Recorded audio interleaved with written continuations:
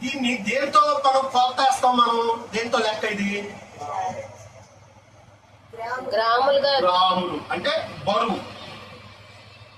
అర్థమైంది? ఇప్పుడు ఇదేంటిది? ఇది నా మెడలోకి వచ్చింది.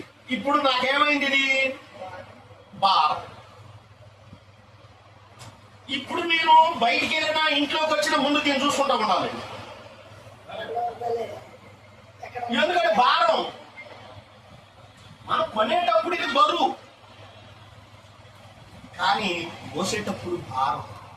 అంటే సంపాదించేటప్పుడు బరువుగా కష్టపడి డబ్బు తీసుకొస్తాం, కానీ ఆ కుటుంబాన్ని సంరక్షించుకునే విధానంలో భార్య భారాన్ని మోస్తుంది. దేవునికి స్తోత్ర.